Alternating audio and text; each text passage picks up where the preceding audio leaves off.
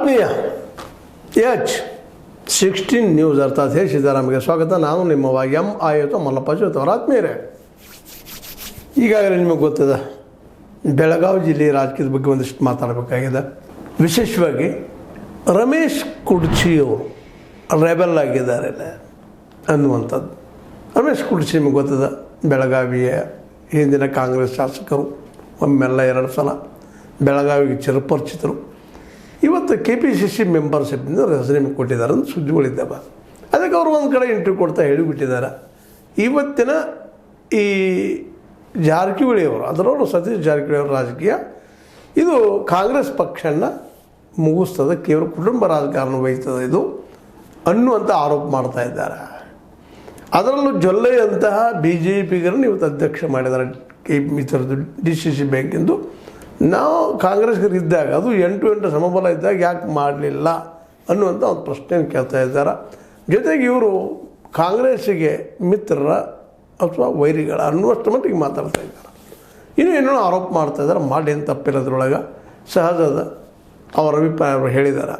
ಅದು ನಿಜವಾಗಿಯೂ ಸತೀಶ್ ಜಾರಕಿಹೊಳಿ ಅವರು ಕಾಂಗ್ರೆಸ್ಸಿಗೆ ತೂಕ ಕೊಡ್ತಾ ಇದ್ದಾರಾ ಅನ್ನುವಂಥ ಒಂದು ಪ್ರಶ್ನೆ ಇವರ ಮಾತುಗಳಿಂದ ಮೇಲಕ್ಕೆ ಬರ್ತಾ ಇದೆ.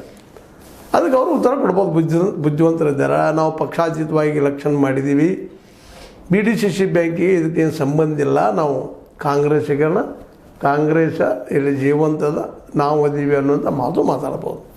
ಮತ್ತು ಅದು ದೊಡ್ಡ ಘೋಷಣೆ ಆಗಿತ್ತು. ಮತ್ತು ಅಣ್ಣ ತಮ್ಮರು ಕುಡ್ಕೊಂಡು ಮಾಡಿದರು. ಇಬ್ಬರು ಒಬ್ಬ ಅಣ್ಣ ಒಬ್ಬ ತಮ್ಮ BJPಗರು, ಇವರು ಕಾಂಗ್ರೆಸ್ಸಿಗರು.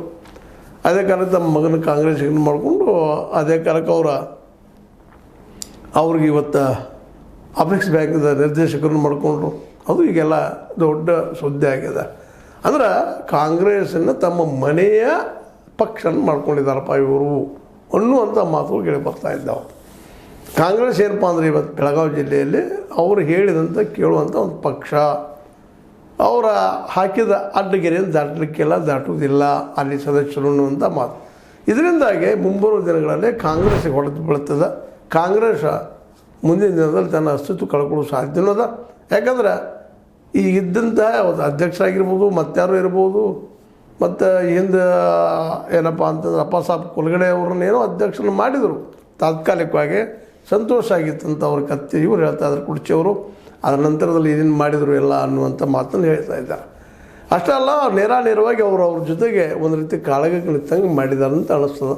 ಮತ್ತು ರಾಜಕೀಯದಲ್ಲಿ ಇರುವಂಥದ್ದಿನ. ಯಾಕಂದರೆ ತಮ್ಮ ಅಸ್ತಿತ್ವಕ್ಕೆ ಪೆಟ್ಟು ಬಿದ್ದಾಗ ಸಹಜವಾಗಿ ಕತ್ತಿಯವರು ಎದ್ದು ನಿಂತರು, ಸಿಡಿದು ನಿಂತರು ಹುಕ್ಕೇರಿಯಲ್ಲೇ.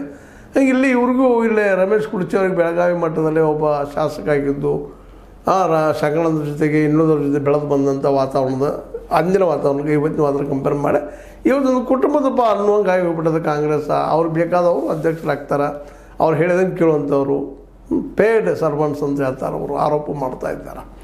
ಅಂದರೆ ಇದೆಲ್ಲ ಗಮನಿಸಿದಾಗ ಕಾಂಗ್ರೆಸ್ನಲ್ಲೇ ಭಿನ್ನ ಮತ ಅನ್ನುವಂಥದ್ದು ಬೆಳಗಾವಿ ಜಿಲ್ಲಾ ಮಟ್ಟದಲ್ಲಿ ನಡೆದದ. ಬಟ್ ಇವತ್ತು ಭಿನ್ನ ಮತ ಮುಂದಿನ ದಿನದಲ್ಲಿ ಯಾವ ರೂಪ ತೊಗೊಳ್ಬಹುದು ಅನ್ನೋ ಸಹಿತ ಅಷ್ಟೇ ಇಲ್ಲೇ ಗಮನಿಸಬೇಕಾಗಿದೆ. ಜೊತೆಗೆ BJPಯಲ್ಲೂ ಸಹಿತ ಅದ ಪರಿಸ್ಥಿತಿ ಅದಂತ ಇವತ್ತು ನಾವು ಹೇಳಬೇಕಾಗಿದೆ. ನೋಡಿರಿ, ಇವತ್ತು ಪರಿವಾರವಾದ ಕುಟುಂಬವಾದ ಅಂತೇನೋ ಒಂದು ಆರೋಪ ಇವತ್ತು ಎಲ್ಲರ ಮೇಲೆ ಮಾಡುವಂಥದ್ದಾಗಿದೆ. BJP ಇರೋದ, ಕಾಂಗ್ರೆಸ್ನಲ್ಲೂ ಅದ. ಕಾಂಗ್ರೆಸ್ ಸ್ವತಃ ಇವತ್ತಿನ ರಾಹುಲ್ ಗಾಂಧಿಯವರ ಕುಟುಂಬ ರಾಜಕಾರಣದ ಒಂದು ದೊಡ್ಡ ಸಂಕೇತ ಇದ್ದಾರೆ. ಅದೂ ಇವತ್ತು ಒಂದು ರಾಜಕೀಯದ ಒಂದು ಭಾಗ ಆದಂಗೆ ಆಗಿ ಹೋಗಿಬಿಟ್ಟದೆ. ಸ್ವತಂತ್ರವಾದ ಮೀಡಿಯಾಗೆ ಬೇಕಾಗಿರುವುದು ಸ್ವತಂತ್ರ ಧ್ವನಿ. ಆ ಸ್ವತಂತ್ರ ಧ್ವನಿ ಉಳಿಸಲು ನೀವು ಮಾಡಬೇಕಾದದ್ದು ಇಷ್ಟೇ. ಅದೇನಪ್ಪಾ ಅಂತಂತಂದ್ರೆ, ನಿಮ್ಮ ಕೈಲಾದಷ್ಟು ಸಹಾಯ ಈ ಚಾನಲ್ಗೆ ಮಾಡಿ ಹಾಗೂ ನಿಮ್ಮ ಧ್ವನಿಯನ್ನು ಕಾಪಾಡಿಕೊಳ್ಳಿ. ಆದ್ರೆ ಅವ್ರು ಇರಲಿ, ಅದ್ರಾಗ ಅರ್ಥ ಇರಬಾರದು ಅಂತ ಹೇಳಿಕ್ಕೆ ಹೋಗೋದಿಲ್ಲ. ಆದರೆ ಅದು ತಪ್ಪು ಅಂತೂ ಹೇಳದೇ ಇರೋದಿಲ್ಲ. ತಪ್ಪು ಯಾಕಪ್ಪ ಅಂತಂದ್ರೆ, ರಾಜಕೀಯದಲ್ಲಿ ಹಿಂದಿನ ಸಂತತಿ ಏನು ರಾಜಕಾರಣ ಅದಲ್ಲ, ಅದು ಹೋಗಬೇಕಾದ ಯೋಗ್ಯರಿಗೆ ಬರುವಂಥದ್ದು ಆಗಬೇಕು. ಆದರೆ ಇಲ್ಲೇ ಅಧಿಕಾರ ಇರೋದ್ರಿಂದ ತಮ್ಮ ಮಕ್ಕಳು ಯೋಗ್ಯರು ಬಿಂಬಿಸುವಂಥ ಪ್ರಯತ್ನ ಮಾಡಿ ತೊಗೊಂಡು ಹೋಗುವಂಥದ್ದು ನಾವು ನೋಡ್ತಾ ಇದ್ದೀವಿ.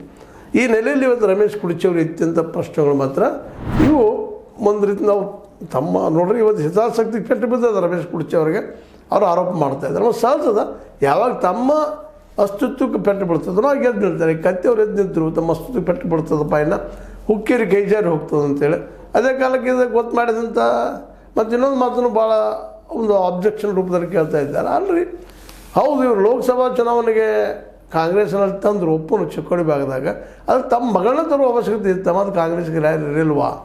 ಕಾಂಗ್ರೆಸ್ಸಿಂದ ಮತ್ತೆ ಅವ್ರಿಗೆ ಟಿಕೆಟ್ ಕೊಡೋಕ್ಕೆ ಸಾಧ್ಯ ಇರಲಿಲ್ಲ. ರಾಯಭಾಗದಲ್ಲಿ ಇರ್ಬೋದು, ಮತ್ತೇನಿರ್ಬೋದು, ಇನ್ನೂ ಕೆಲವೊಂದು IAS ಆಫೀಸಲ್ಲಿ ಬಂದಿದ್ದರು, ಅಂಥವ್ರು ಇದ್ದರು.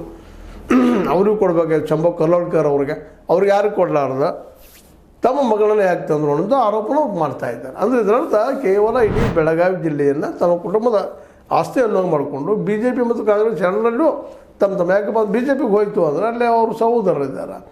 ಇಲ್ಲಿ ಕಾಂಗ್ರೆಸ್ ಅಂದರೆ ತಾವಿದ್ದೀವಿ ಮತ್ತು ತಮ್ಮ ಮಗ ಇದ್ದಾರೆ, ತಮ್ಮ ಮಗಳಿದ್ದಾರೆ. ಹೀಗಾಗಿ ಎರಡೂ ಪಕ್ಷಕ್ಕೆ ತಮ್ಮ ಕೈ ತೊಗೊಂಡು ಇಡೀ ಬೆಳಗಾವಿ ಜಿಲ್ಲೆಯನ್ನು ಜಾರಕಿಹೊಳಿ ಪಕ್ಷ ಆಗಿ ಮಾಡ್ತಾ ಇದ್ದಾರೆ ಅನ್ನೋ ಅಂತ ಅವ್ರು ಪ್ರಶ್ನೆ ಮಾಡ್ತಾಯಿದ್ದಾರೆ. ಇನ್ನೂ ಜೋರ್ದಾರಾಗಿ ಮಾತಾಡ್ತಿದ್ರೆ ಮಾತಾಡಲಿ, ವಿರೋಧಗಳು ಬರಬೇಕಾಗ್ತದೆ. ಆಗ ಗೊತ್ತಾಗುವಂಥ ಅನೇಕ ವಿಷಯಗಳು ಮತ್ತು ಅದನ್ನು ಜನಕ್ಕೆ ತಿಳಿಸೋ ಪ್ರಯತ್ನವೂ ಮಾಡ್ತಾಯಿದ್ದಾರೆ ರಮೇಶ್ ಕುರ್ಚಿಯವರು. ಇನ್ನು ಜನ ಯಾವ ರೀತಿ ಅದನ್ನು ಸ್ವೀಕಾರ ಮಾಡ್ತಾರೋ ಆ ಬೇರೆ ವಿಷಯ. ಬಟ್ ಈ ಚರ್ಚೆ ಮಾತ್ರ ಕಾಂಗ್ರೆಸ್ನಲ್ಲಿ ಜೋರು ಇಡ್ತಾ ಇದೆ.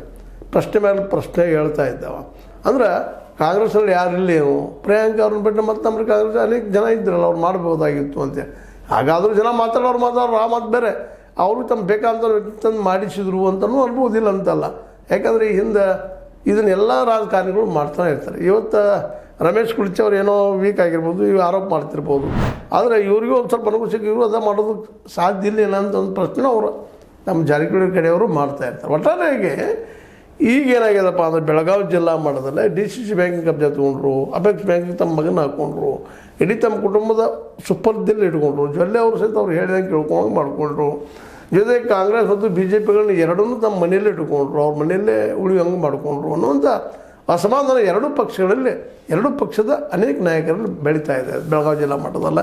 ಇದು ಮುಂದಿನದು ಯಾವ ರೂಪ ಪಡಿಬೋದು, ಅವರೆಲ್ಲ ಒಗ್ಗಟ್ಟಾಗ್ಬೋದಾ, ಏನಾಗ್ಬೋದು ನೋಡ್ಬೇಕು. ಅದನ್ನ ಇಷ್ಟ. ಇವತ್ತು ಇನ್ನೊಂದು ಮಾತು ಅಂದ್ರೆ ಅವರು ಕೇವಲ ಹಣ ಬಲ ತಿಳ್ಕೊಂಡು ಎಲ್ಲರೂ ಅದನ್ನ ಮಾಡಲಿಕ್ಕೆ ಹೋಗಬಾರ್ದು. ಅವ್ರನ್ನ ನೀವು ಏನೋ ಇವತ್ತು ದುಡ್ಡು ಸಿಗದ್ದು ಹೋದ್ರೆ ನಾಳೆ ನಿಮ್ಗೆ ಲಾಸ್ ಅನ್ನೋ ಮಾತನ್ನು ಉಳಿದ ರಾಜಕಾರಣಿಗಳು ರಮೇಶ್ ಕುರ್ಚಿ ಅವರು ಎಚ್ಚರಿಕೆ ಕೊಡ್ತಾ ಇದ್ದಾರೆ. ಅಂದರೆ ದುಡ್ಡು ಒಂದರಿಂದ ನೀವು ದುಡ್ಡಿನ ಬೆನ್ನು ಹಚ್ಚಿದ್ರೆ ಅಂದರೆ ನೀವು ಇಲ್ಲಿ ಬೆಳಗಾವಿ ಜಿಲ್ಲೆಯ ರಾಜಕೀಯವನ್ನು ನಾಶ ಮಾಡ್ತೀರಿ ಅಥವಾ ಅದು ನಾಶ ಆಗಿ ಹೋಗ್ತದೆ. ಮತ್ತು ಕಾಂಗ್ರೆಸ್ಸು ಸಹಿತ ಭವಿಷ್ಯ ಇಲ್ಲ ಮುಂದಿಂದು ಅನ್ನುವಂಥ ಮಾತು ಮಾತಾಡಿದ್ದಾರೆ. ಭವಿಷ್ಯದನೋ ಇಲ್ಲವೋ ಅದು ಮುಂದೆ ಬರುತ್ತಿರುವಂಥದ್ದು. ಬಟ್ ಇವತ್ತು ನಡೆದ ಘಟನೆಗಳ ಮೇಲೆ ನಾವು ಹೇಳೋದು ಇಷ್ಟ, ಕೇವಲ ತಮ್ಮ ಕುಟುಂಬದ ಜನರಿಗಿಂತೂ ಇನ್ನೂ ಉಳಿದವ್ರು ಯಾರಾದರೂ ಅದರಲ್ಲಪ್ಪ ಒಳ್ಳೆಯವರು, ಅವ್ರು ಮಾಡೋದು ಯೋಗ್ಯದ. ಶಂಭು ಕಲ್ಲೋಳ್ಕರ್ನ ವಿಷಯದಲ್ಲಿ ಒಂದಿಷ್ಟು ಅವರು ಒಂದಿಷ್ಟು ಮಾಡಬಹುದಿತ್ತೇನೋ. ಯಾಕಂದರೆ ಒಬ್ಬ IAS ಅಧಿಕಾರಿಕೊಂಡು ಕಾಂಗ್ರೆಸ್ಸಲ್ಲಿ ಬಂದಿದ್ದು ಅವ್ರ ಬಗ್ಗೆ ಏನೋ ನಾವು ಕೇಳಿದ್ದೀವಿ, ಇಲ್ಲಂತಲ್ಲ.